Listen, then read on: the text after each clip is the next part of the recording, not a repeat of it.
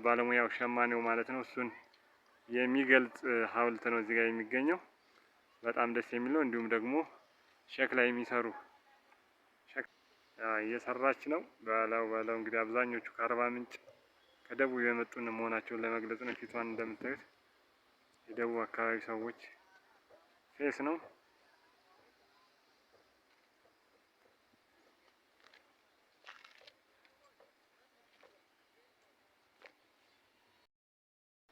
ሰላም ሰላም፣ ጤና ይስጥልኝ። እንደምን አላችሁልኝ? ዛሬ አዲስ ነገር ይዤላችሁ መጥቻለሁ። እንግዲህ አዲስ አበባ ውስጥ ወደ 6 ኪሎ አካባቢ የሸማኔዎች መንደር አለ። እዛ አካባቢ የተለያየ እደ ጥበብ የተሰማሩ ሰዎች የሚገኙበት ቦታ ነው ማሳያችሁ። በጣም ደስ የሚል ቦታ ነው። እንግዲህ ጠጋ ብዬ በእነሱ የተሰሩ እነሱን የሚያወሱ አንዳንድ ደሳስ የሚሉ ያው በእነሱ እደ ጥበብ የተሰሩ እቃዎች የሚወክል ሐውልቶች አሉ። እነሱን ነው የማሳያችሁ ነው።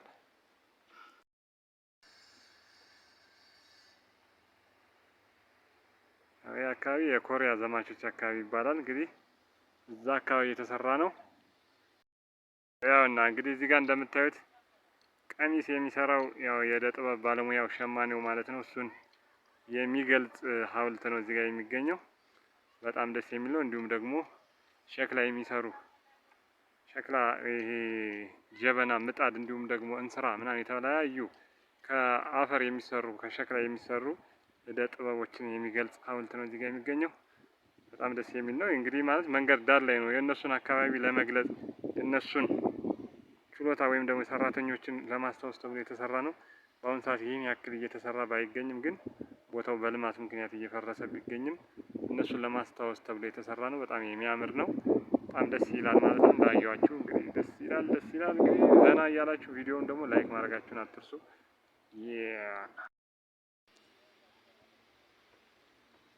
እንስራ ወይም ጋን ይባላል። በጣም ትልቁ ነው።